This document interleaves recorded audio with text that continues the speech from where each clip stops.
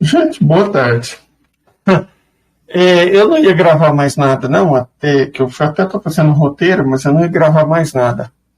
Até que eu li um comentário fantástico ao post que eu acabei de fazer.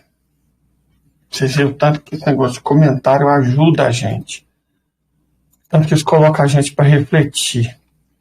No vídeo que eu lancei, Todos contra o Povo, uma comentarista respondeu da seguinte forma, que eu achei muito interessante. O problema é que sempre os colonizadores fazem isso, impõem a uniformização dos povos na marra. Perdemos nossas raízes, nossa identidade, passamos a ser apenas número. Então, aí eu fiquei pensando nisso. Fiquei pensando realmente, porque eu tinha acabado de ver um vídeo aparentemente não relacionado, e eu quero ver se eu consigo compartilhar aqui com vocês. Que vídeo é esse? Vamos só tentar aqui, peraí. A logística de compartilhar vídeo é... Peraí, gente, peraí.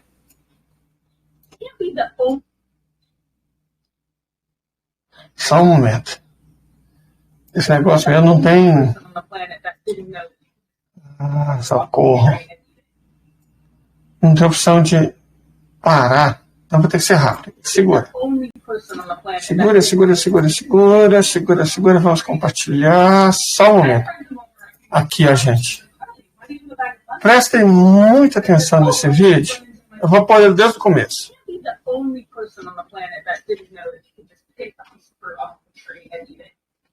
I had them over a few weeks ago, and she was like, Carly, why do you have a bag of lemons in your fridge?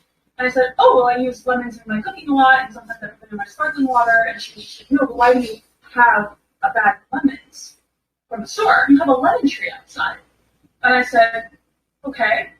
And she said, so why do you buy lemons? And I said, because I cook with them. And she said, Carly, you have a lemon tree. You just pick the lemons off the tree and you put them in your food or in your sparkling water. And I said, don't you have to do something to them? And she said, what do you mean? And I said, you don't have to do anything to the lemons? And she was pretty upset, but maybe I am one of the very few people that didn't know that there is nothing that you have to do to a lemon before you eat it from a tree.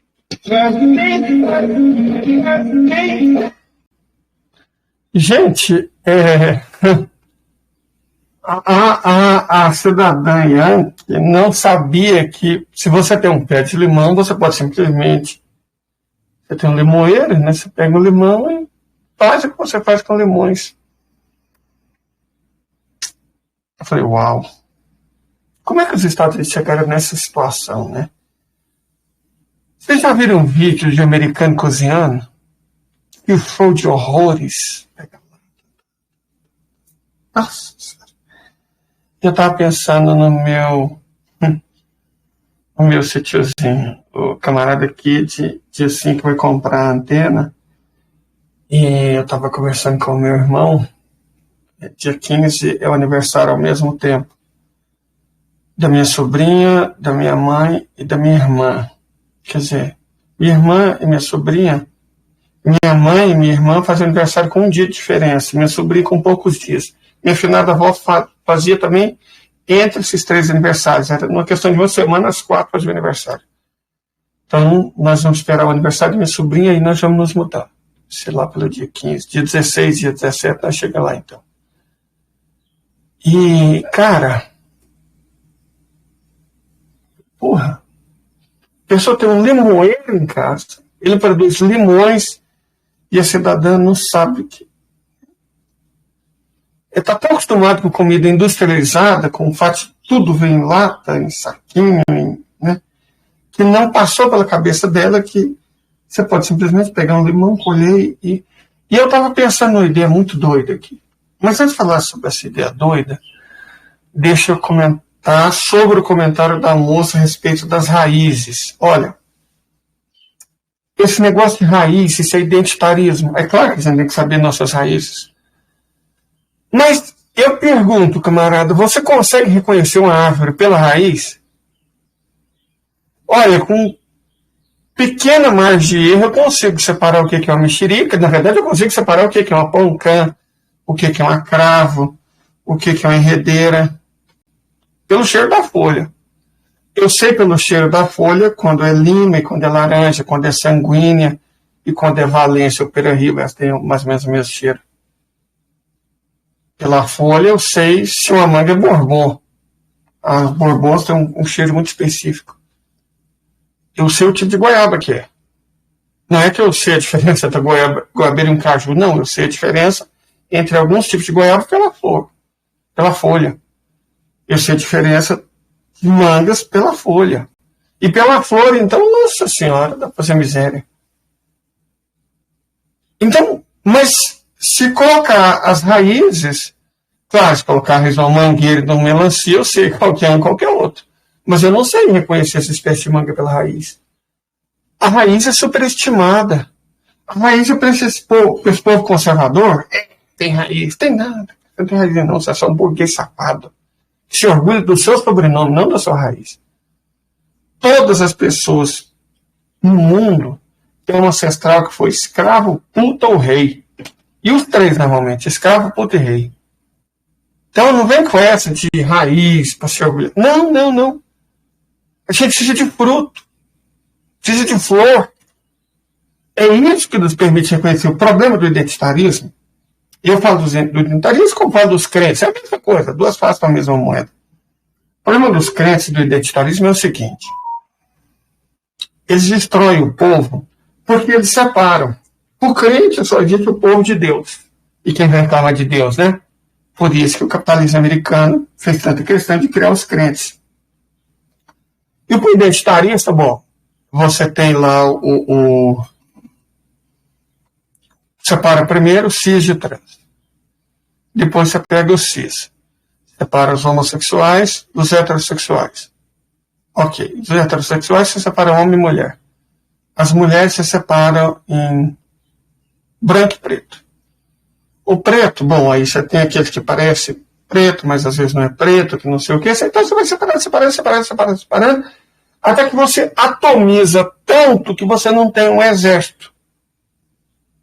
Um povo, o que é uma pátria? É um povo com armas. E por armas eu pego no sentido amplo. A ideia do woke identitarismo é separar as pessoas em tantos grupos que todos eles sejam pequenos e nenhum seja capaz de lutar. E de preferência um seja inimigo de todos os outros. Eles não se unem. Não se unem. A não ser nas marchas. Na marcha, que ela é um evento turístico, né? Eles se unem. Mas para a luta, não. Para a luta, não. Porque a luta não é uma batalha. O problema da marcha, pega a marcha LGBT. É uma marcha, tal, tá, beleza, é uma luta, não é uma luta. Ou pelo menos é uma luta que não. Porque é uma batalha. A luta se faz cotidianamente, a luta é diária. A luta é diária, a luta não é um dia. A luta é diária. A luta é multidimensional, ela é multimodal, ela é ampla. Ela exige aliados. Ela exige aliados. Outra característica interessantíssima das lutas é que elas exigem aliados. E numa marcha, não, você não quer aliado. Ela se fortalece pelo inimigo.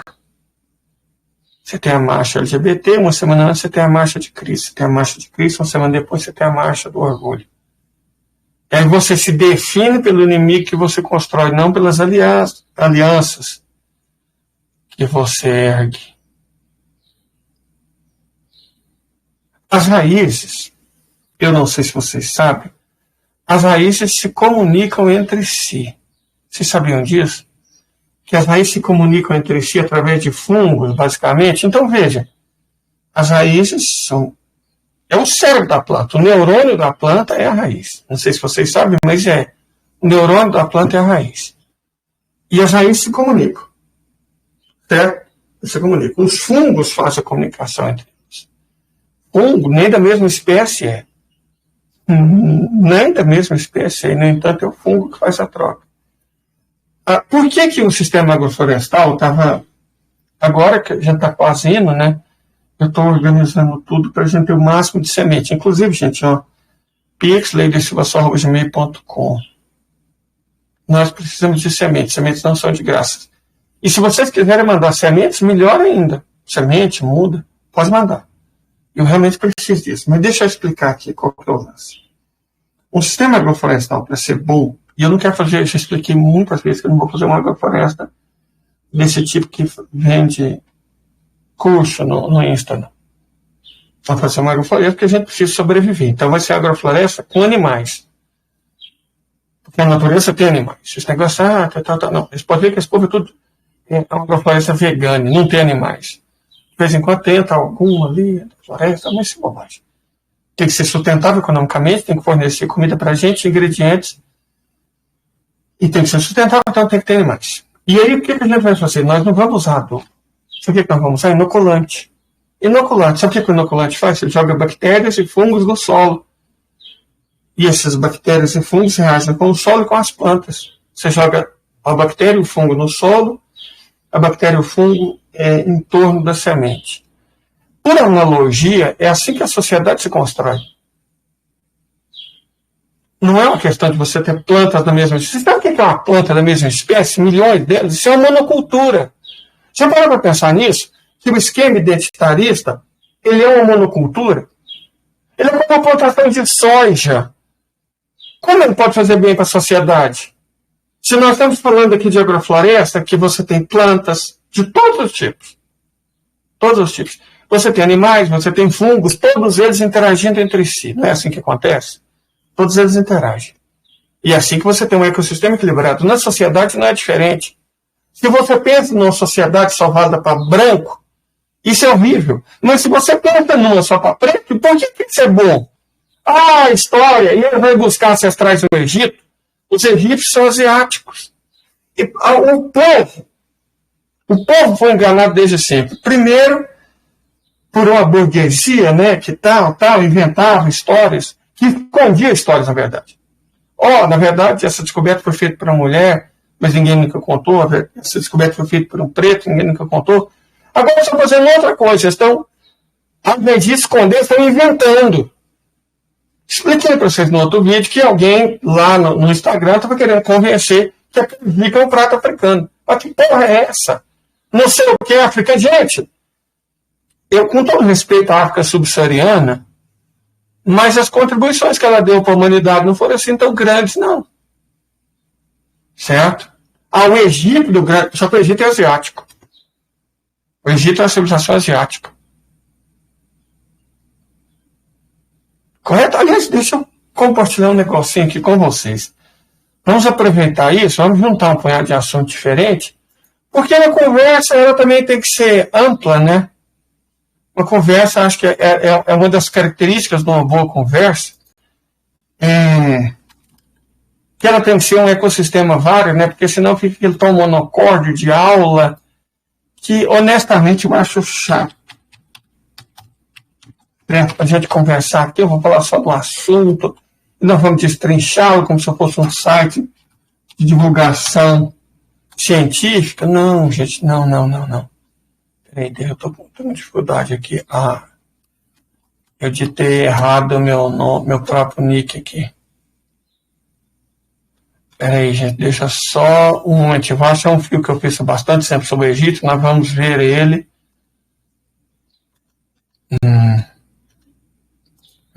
Nós vamos ver ele. E aí eu vou explicar algumas coisas de maneira bem definitiva, né? Pra gente parar de...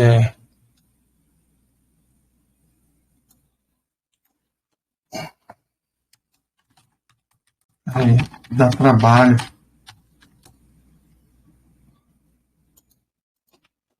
Na verdade, dá bastante trabalho. Ai. Antigamente era mais fácil achar as coisas na rede social tóxica, mas está ficando cada vez mais difícil. Eu acho que as mandaram gente que não deveria ir embora. E aí, mas eu achei. Vou compartilhar a tela com vocês. E aí nós vamos conversar um pouquinho sobre isso. E aí vocês vão ver a relação de raiz com o Egito. Tem algumas coisas que a gente precisa demonstrar, né? E eu não gosto de fazer essas demonstrações cartesianas, não. A demonstração cartesiana, ela às vezes não, ela é contraproducente. Deixa eu mostrar aqui para vocês. Aqui, ó. Não é isso que eu tinha que compartilhar. Peraí, gente. Deixa eu apagar tudo. Até ficar só o que eu quero. Mas que coisa difícil. Vamos ver se está compartilhado agora.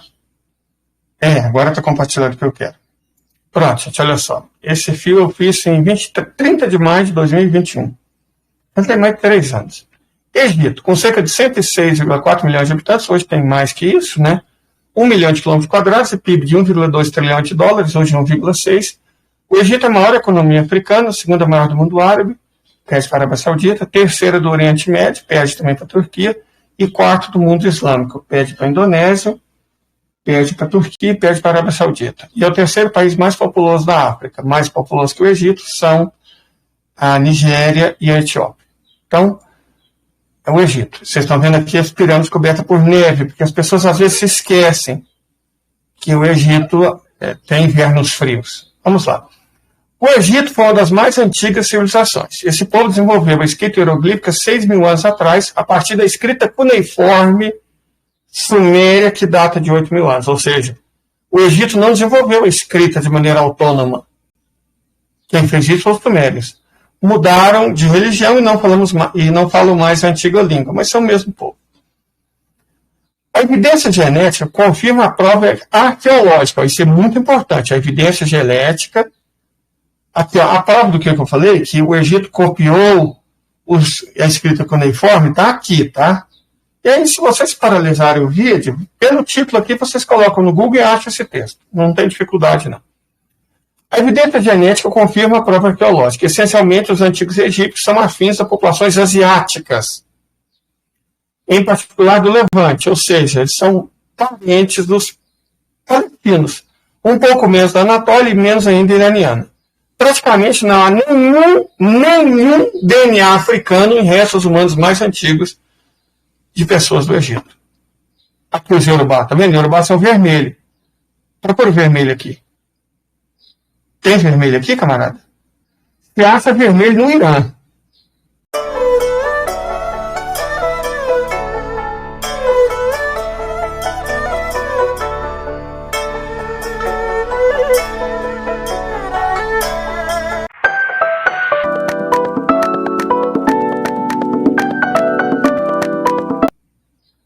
Certo? Você acha vermelho no Irã. Mas você não acha nenhum traço africano nos egípcios e nos drusos. Na verdade, a análise genética mostra que o ADN subsaariano entrou na população egípcia depois da dominação romana, não antes. O fato, portanto, que, grosso modo, trata-se de uma civilização de pessoas asiáticas no extremo nordeste da África. Aqui está o artigo da Nature, comprovando aquilo que eu falei. As primeiras evidências de agricultura, ou pelo menos vegetacultura, forrageamento agrícola no Egito, datam de 14.000 anos atrás, portanto, ainda no Pleistoceno, e estão conectados à cultura siciliana. Vou até abrir isso aqui. Não, mas aí vocês acham o meu negócio, abre e vocês me desconectam. No fim do Pleistoceno, tudo mudou e muito rápido. O clima havia começado a se tornar mais seco. O Saara avançou e muitas populações foram forçadas a ir para o Vale do Nilo ou oásis próximos. Tá certo? O que aconteceu? A África era úmida, de repente houve um período seco, e aí as pessoas foram obrigadas a ir para o Vale do Nilo. Certo? As primeiras variedades de trigo, Einkorn, é essa que eu quero plantar. Já até achei as sementes, R$400 o quilo. Deus me dê forças e dinheiro. Mas é essa semente que eu quero plantar. Exatamente essa, o trigo Einkorn. Cevada e centeio haviam sido domesticados na vizinha Ásia, por volta de 10.500 anos atrás. O que implica que houve fluxo proporcional entre essas duas regiões. pois esses mesmos grãos foram encontrados no Egito datando de 9.500 anos atrás. Então aqui tem um artigo, tá? O artigo, eu não sou igual aos identitaristas, o pessoal que fica falando merda no Instagram, não. Aqui eu coloco a fonte. Vocês conseguem achar por isso aqui. Só parar a tela e ir atrás. Por essa época, a agricultura surge junto a oásis próximos ao Médio e Baixo Nilo, onde a estratégia de gerenciamento de forrageio evoluiu para o cultivo de alimentos de ciclo curto e semi-sedentarismo. E em seguida resultou numa cultura agrária e sedentária. E daí para o regadio, quer dizer, a irrigação e as cidades. Foi assim que as coisas evoluíram. Por essa época, apesar de traços comuns, haviam baixos egípcios, mais natufianos, ou seja, levantinos, mais parentes dos palestinos, com ascendência semelhante aos iemenitas e altos egípcios, com um pouco mais de ascendência asiático-ocidental, como fazendeiros da Anatólia e iranianos do Neolítico. Viu? Não tem africano subsaariano aqui. Aqui, ó, aqui está o artigo. Certo? O artigo, é só vocês clicarem nele, o artigo é preto ou branco, o mistério da raça egípcia antiga agora está resolvido, com teste de DNA, publicado em janeiro de 2022. Certo? Pouco antes de eu escrever isso aqui. Então eu pesquiso antes de falar as coisas. O Alto Egito emerge a partir da cultura Cadã, que aconteceu entre 13 e 9 mil antes da Era Comum, que realizou esforços sistemáticos para regar, cuidar e colher a vida vegetal local, mesmo que os grãos não tenham sido plantados em fileiras ordenadas, ou seja, eles eram plantados a lanço. Paralelamente, no Alto Egito, mais orientados para o Nilo, caça e pesca do que para as oásis e a proto-agricultura, havia a cultura siberiana. No Baixo Egito, as influências maiores eram levantinas. E, como já se disse, isso fica claro na cultura harifiana. Então, aqui nós estamos demonstrando, as pessoas... não, Leide, cadê os negros? Não, filho, acabei de dizer, não tem africano, não tem DNA africano no Antigo Egito. Mas a representação deles era preta. Sim, porque não havia pessoas brancas como essa aqui, para dizer a verdade. Os brancos surgiram bem mais tarde. Surgiram primeiro entre os Kalash, no extremo norte da Índia, depois surgiram na Ásia, junto à fronteira com a Europa, e depois, bem mais tarde, uns 3.500 anos, surgiram na Europa. Não havia ninguém branco nessa época. Então, as brancas eram negros, eram negroides. Então, vamos lá. Dado o fato de a genética e culturalmente os antigos egípcios serem asiáticos, em 9.500 anos atrás, já se domesticavam sorgo e também plantavam trigo, aveia e cebola. Dessa, só cebola é africana. Pastoreavam ovelhas, cabras e bois. Tudo isso é asiático. As construções eram cabanas feitas essencialmente de palha e barro seco ao sol. Adobe. Isso é a receita de adobe. As culturas seguintes, Merinde, um desdobramento da cultura Fayum, já eram nitidamente agrícolas, e a Nakaba I já praticava a escravidão. A Gerzé, que a seguiu, desenvolveu a cerâmica, e os motivos nela vistos já se assemelhavam àquilo que seria conhecido como cultura egípcia. Dá para vocês perceberem aqui que já tem traços egípcios. Em seguida, essa cultura desenvolveria os primeiros nomo, ou sepat, pré-disnáticos, surgidos da necessidade prática que viera após o início da irrigação, qual seja gerenciar o trabalho necessário de distribuir água acumulada. Há cerca de 5.300 anos atrás, desenvolveram os hieróglifos. Mais ou menos nessa época, desenvolveram também as grandes obras hidráulicas de irrigação. As primeiras narrativas pictóricas foram feitas os primeiros cemitérios reais, que acabaram por dar origem a pirâmides. Pouco depois, houve a unificação do Alto e do Baixo Egito. Pouco após a unificação, ergueu-se as pirâmides, que não foram feitas por helenistas do passado nem por escravos, mas por trabalhadores africanos normais. Para isso, eles usaram conhecimento próprio, matemática própria, geometria própria, engenharia egípcia e líbia. Esse próprio, basicamente, que eles pegaram da Suméria. Né? A civilização humana, ela faz trocas. Lembra que nós estamos falando aqui? Que para a construção de cultura, de identidade, você tem que trocar. Você não pode fazer igual os identitaristas, pegar os lápis, gente, vocês não são o povo do lápis, porque você é lápis. Você é amarelo. Você é amarelo, você é verde, você é azul, você é vermelho, você é roxo. Vamos separar.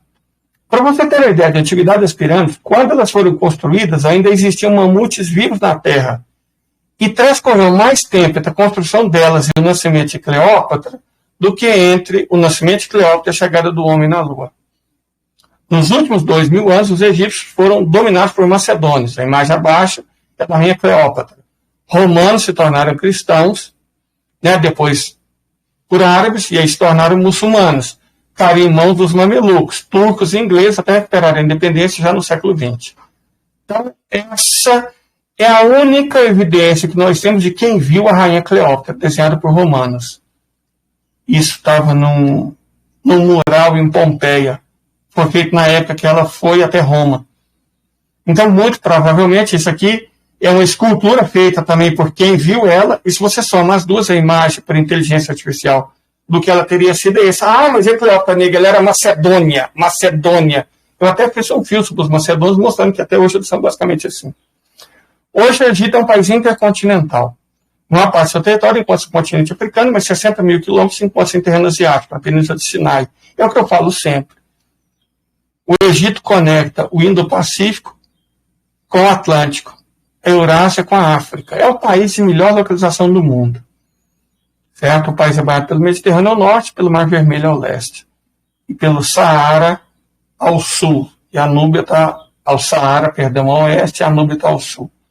O ponto mais baixo do país fica 139 metros abaixo do nível do mar. A depressão de Cátara, no Saara. Existem planos para transformar a parte da depressão no grande lago. E aí, enquanto a água desce do oceano para o lago, gera energia elétrica. Certo? Você gera energia elétrica, que é um deserto, gera energia solar. Ou você pode gerar energia eólica, porque tem muito vento. Então, você gera turismo, você ameniza o clima, você pode praticar agricultura. É um senhor projeto. O ponto mais elevado é o Gabal Gatrine, 2.629 metros no Sinai, ao lado do que os cristãos interpretam como o Monte Sinai, mesmo sem muita evidência para tanto, à medida que é provável que o Monte Sinai verdadeiro se encontre em território saudita. Aos pés dele, mostrei de Santa Catarina.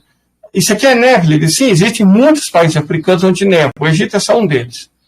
O clima do país é em sua quase totalidade, à exceção das áreas planáticas do Sinai, onde costuma nevar no inverno. O clima é seco, né? Árido. No restante do país, a neve é um fenômeno bem mais raro. Mas no Sinai, a parte asiática do Egito, é comum.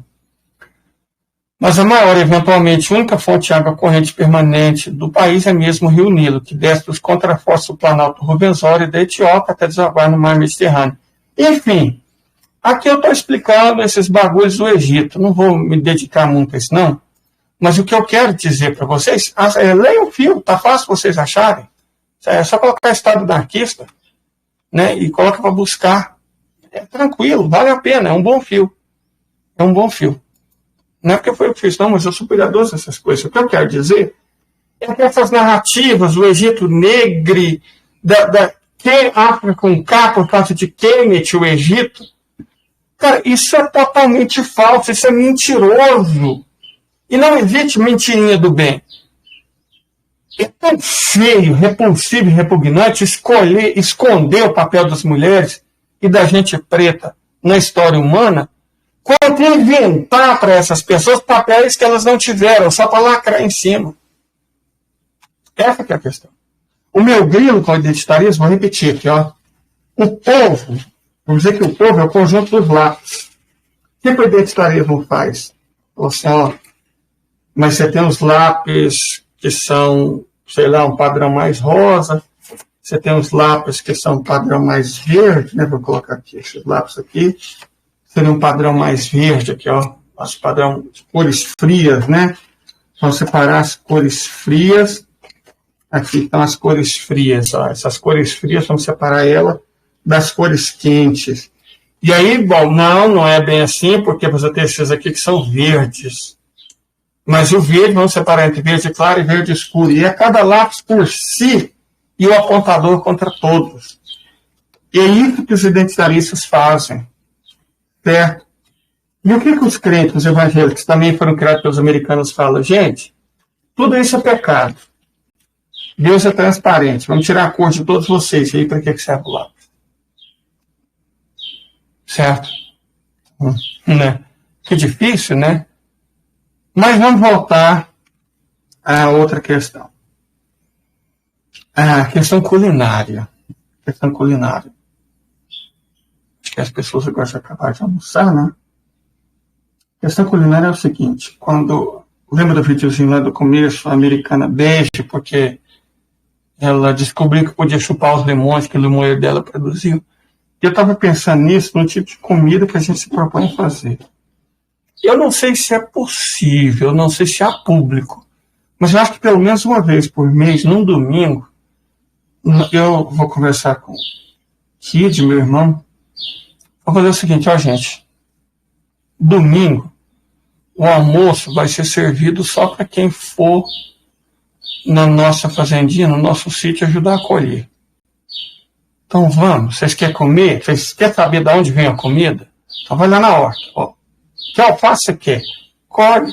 Quer couve? Colhe, a gente prepara. Mas você colhe, você tem que sentir a comida. Você quer ovos? Vamos lá colher ovos. Você quer comer o quê? Marreco? Ou você quer comer galinha? Ou você quer comer coelho? Pega aí o bicho que você quer, mas sabe que ele vai ser morto. Você escolhe o que você quer comer. Você quer aquele frango específico, aquele mais gordinho? Você quer aquele marreco? Você quer aquele coelho? Você quer essa batata? Você quer aquela outra? A pessoa vê. Colher é a parte mais fácil da agricultura. Ninguém vai sofrer colhendo, não. Mas eu acho que o lance da americana, que ela ficou estupefacta de poder chupar os limões, ou usar os limões para fazer limonada e tal, é porque acho que ela não sabia que é possível pegar da natureza direto e comer. E nós não chegamos nesse nível ainda no Brasil. Mas na atual toada nós vamos chegar.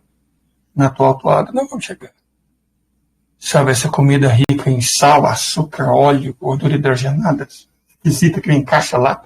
Isso não é comida. Você quer comer milho? Então vamos para um milho, camarada. Vamos lá. Vai, escolhe a sua espiga. Pega lá a sua espiga, você te dá onde vem um milho. Você vai ter certeza, você vai... Não, cara, eu acho assim, nosso restaurante tem 9 mesas. Junto tanto cliente que der, se tiver 6 é 6, se tiver 5 é 5. Pessoal, enquanto vocês estão comendo no almoço domingo, o restaurante fecha, que é para vocês. Vocês vão comer o que vocês escolheram. E as outras pessoas, bom, elas não colheram, elas não comem. Na natureza, basicamente assim que funciona. Não vai perder dinheiro, claro que não vai perder dinheiro. O ideal seria estar cheio de gente. Mas pelo menos uma vez por mês, acho que compensa fazer isso. Para as pessoas terem... E eu acho que é quase um privilégio, né, nos dias de hoje, de pegar a própria comida. E aí eu quero fazer um tempo. Assim, bom, aqui são vários tipos de milho. Pela palha, você sabe o tipo de milho que é. Esse é milho branco, esse é milho roxo, esse é milho preto, esse é milho vermelho, esse é milho doce. Ok. Tá. Pelo tipo de milho, você sabe. Quer arrancar 2 pés de milho, agora você tem como reconhecer esse milho pela raiz? E se a gente pegar a raiz, eu quero muito ter um microscópio, quero mostrar para você. A raiz, tá vendo que a raiz do milho está conectada com a raiz de outras plantas? Pega um microscópiozinho, tem uns de mão. Tá vendo aí? São fungos. As raízes não são só as nossas. Todos têm raízes. Então, essa visão de raiz, vou pegar minhas ancestralidades, que bobagem é essa, gente? Que bobagem é essa? A pessoa não respeita pai e mãe direito, vai buscar ancestrais. A pessoa não lava a própria calcinha, não lava a própria cueca, está preocupada com ancestrais. Pelo amor de Deus. Que nojo. Que nojo. Sabe, eu acho que a perda de conexão nossa, entre nós, com quem está do nosso lado. E aí eu acho que tem uma boa oportunidade, a gente faz um experimento social. Bom, vocês comeram, foram 5, 6 pessoas que escolheram. Tem outras pessoas com fome querendo comer. Vocês vão deixar elas comer? Vão construir raízes? Porque a raiz é uma coisa, mas a conexão que importa. Vocês vão fazer conexões ou vão ficar na raiz de vocês? Vocês vão aceitar que a comida que vocês escolheram também seja preparada para outras pessoas que não foram? A escolha das pessoas vai ser um experimento social interessantíssimo. Até que ponto as pessoas são generosas?